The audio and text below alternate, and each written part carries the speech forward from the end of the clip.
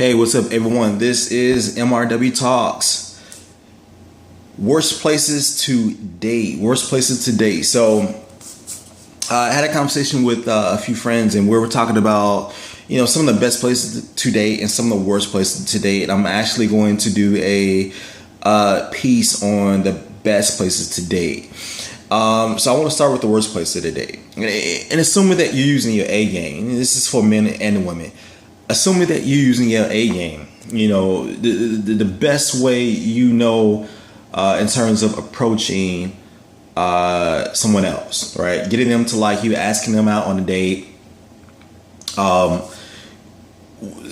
Overall, you consider culture, right? Culture, and that can be broken down into like three segments, right? Culture. Now we're talking about the economy. First off, we're talking about the economy, and typically in economies that are very, very money oriented, such as our economy, which is the capitalism, right? It's going to be a bit difficult to date, right? Why? Because so many people make their decisions, their dating decisions, based on how much someone else is worth. How much are they making? What do they drive? Where do they live? What kinds of clothes they are wearing, so on and so forth. All right. It's always difficult to date in places like that.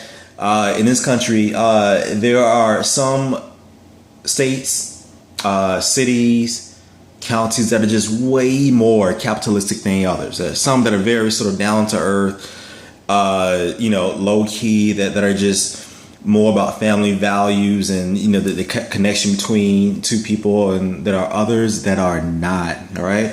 The second one is the second point I want to make about worst places to date. You have to factor in ethnicity, right? And by ethnicity, I'm not talking about race, right? So we are pretty much talking about belief system, the way in which someone has been raised, right? A group of people within that same sort of environment that have been raised, right? And there are just certain ethnicities that do not lend itself to dating.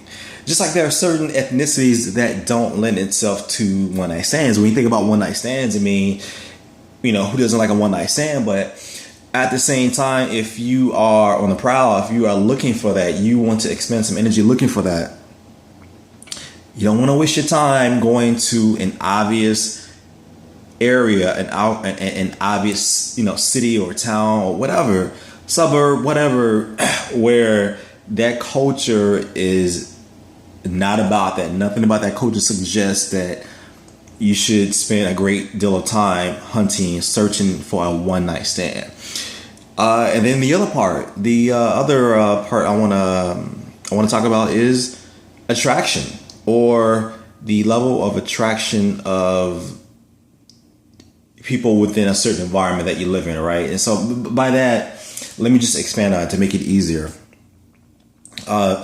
Let's say you stay in an environment, right, where there are a lot of attractive people, or just a lot, no matter where you go, you turn left, you turn right, look straight ahead, a lot of attractive people.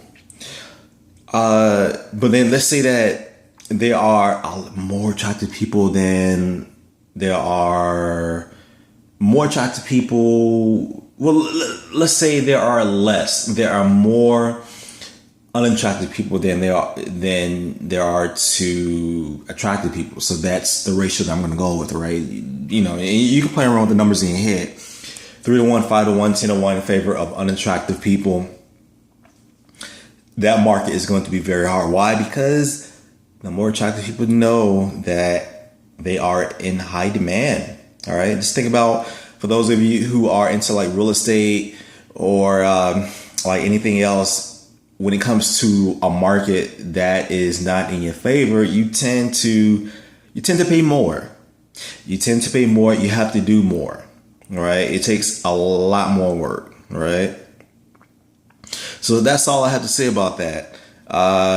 Let me know what you think. Post your comments and questions below. Until next time, do it.